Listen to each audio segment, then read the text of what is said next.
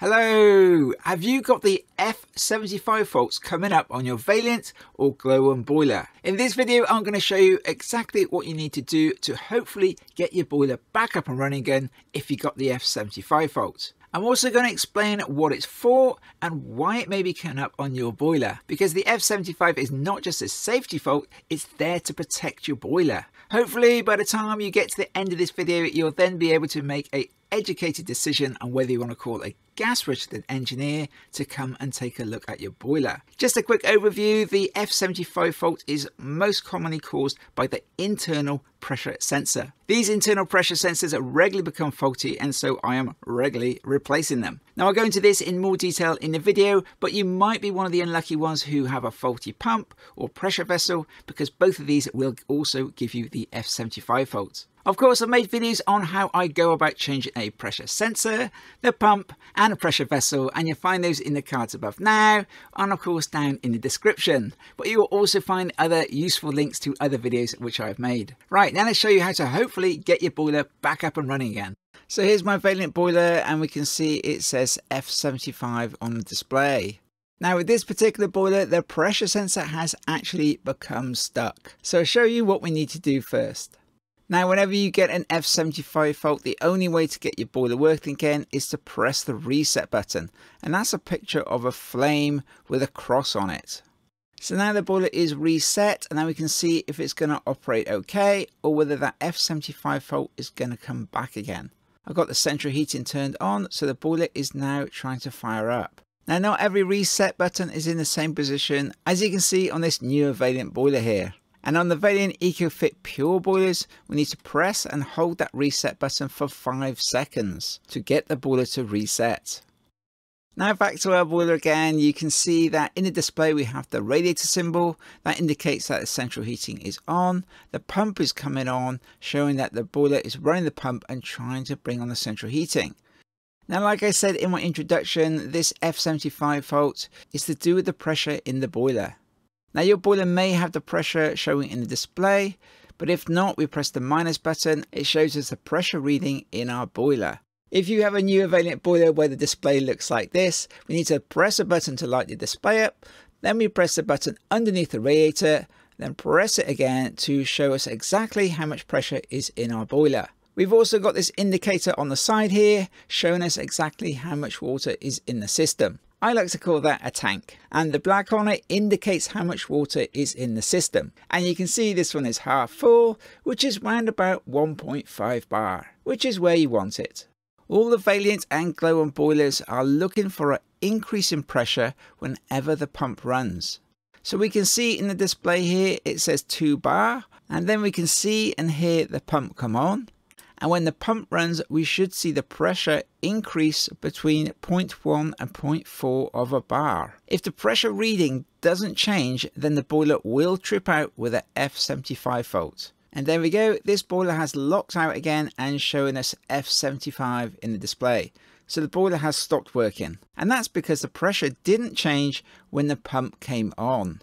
Now I find 90% of the time it's down to the pressure sensor, but there's always a possibility you are one of the unlucky ones that may need a new pump or something else. But the first thing you want to try doing is just to increase the pressure slightly on your boiler, and then with any luck it will start working again. Now the older Vaillant boilers, they have a pressure gauge on the front of the boiler. And if it's working, that gives you the most accurate reading of how much pressure is in your boiler. Because the electronic pressure sensor inside your boiler, they will quite often start overreading and can become stuck. And on this boiler, the internal pressure sensor has become stuck. Going back to our pressure gauge, with the black needle roughly in the middle of the grey area, that is about the ideal pressure, which is 1.5 bar. But when I go and check what the pressure sensor is reading, I can see it says 2 bar. So I know that this pressure sensor is overreading by pretty much half a bar. That's not a problem in itself, but having your pressure sensor overreading is not a good thing. And I'll explain why when I've shown you how to hopefully get your boiler back up and running again.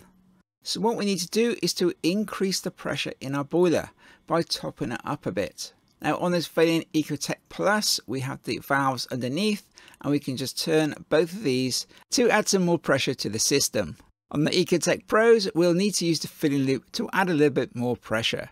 Adding some extra pressure should hopefully unstick the pressure sensor. I'm just tapping on the side here to make sure the needle isn't sticking. It has risen up a little bit, so I'm going to close both these valves now, like that. So they're now both closed, and then I'm going to go back to the boiler, reset it, and then hopefully the boiler will start working again. I press the minus button again to check the pressure in the system, and now we can see the pressure is fluctuating between 2 and 2.1 bar. Now my central heating is still on, so it's going to try running the pump in just a sec. There we are, there's the pump running, and now it's going to be looking for that pressure sensor to change pressure.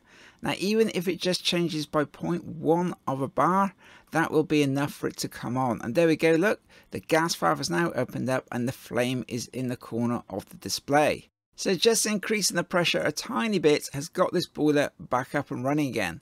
Now sometimes you need to add a lot more pressure to unstick the pressure sensor, but you want to be careful how much pressure you add, because adding too much pressure can lead to other problems, and we definitely don't want more problems. Now this is a Vaillant Ecotech Pro, and I'm just adding some more pressure to the system by using the filling loop underneath the boiler. And this new Vaillant boiler doesn't have the pressure gauge. It has this pressure reading on the side here. I like to call it a tank. And you want to get that black level indicator roughly in the middle of the two dotted lines, which is then round about 1.5 bar. If we press the button underneath the radiator symbol, it shows us the temperature that the boiler is set to for central heating. Press it again.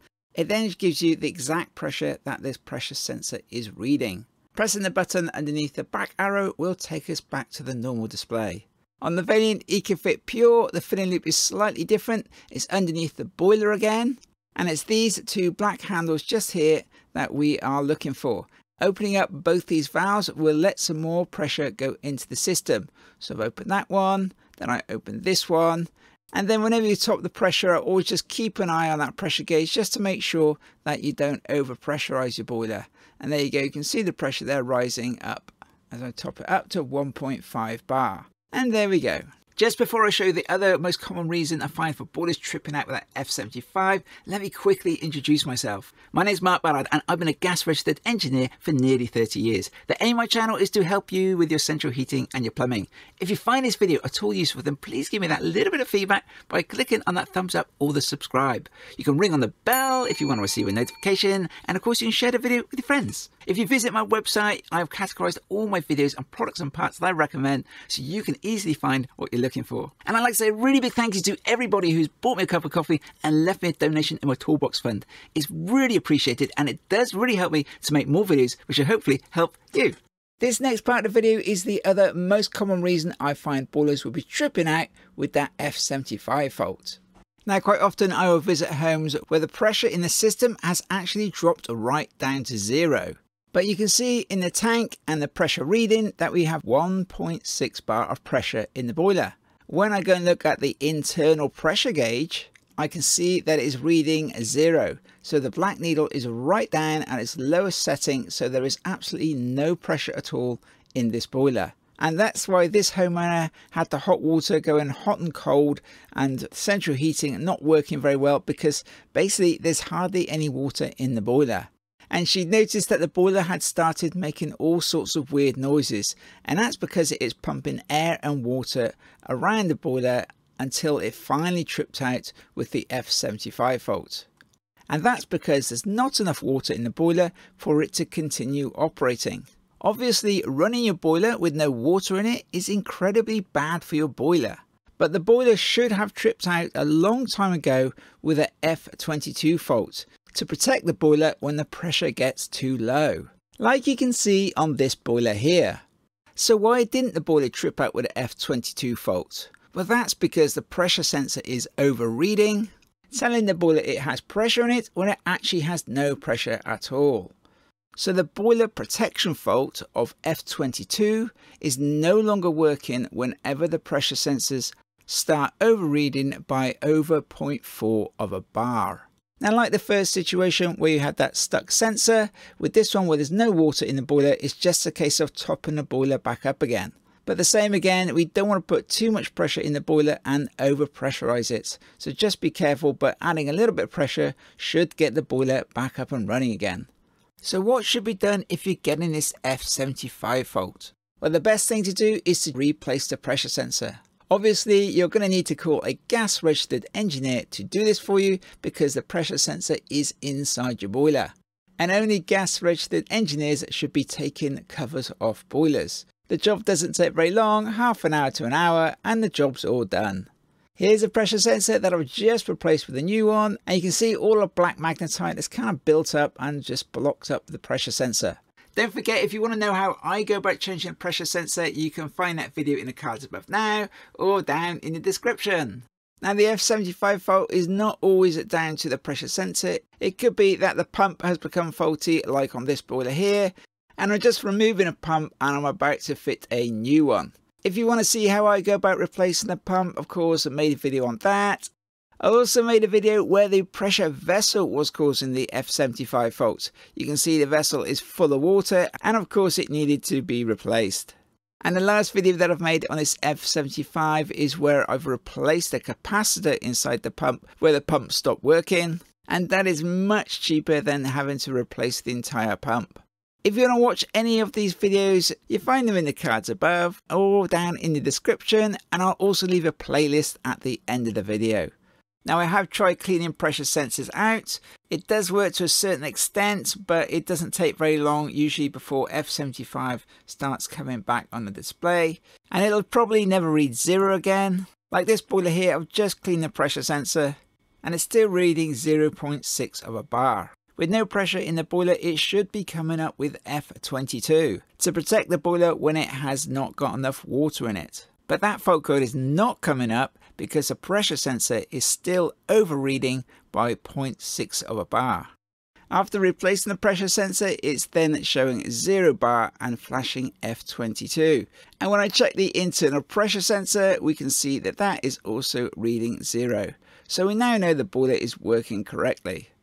One last thing, I just wanted to point out that sometimes these pressure sensors, they can become stuck and also be overreading. Because on this boiler, we can see that the pressure is right at the top there. And when I check the pressure, it's showing it's at 2.4 bar. And yet when I check the internal pressure gauge, we can see it's reading 0. So it's right down at the bottom. So there's absolutely no pressure in the boiler. And yet the pressure sensor is still showing 2.4 bar. And it's also become stuck. So that's why this customer has been getting the F75 fault.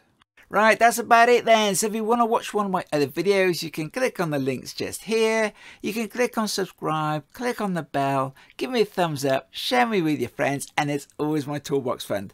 Bye for now. See you next time.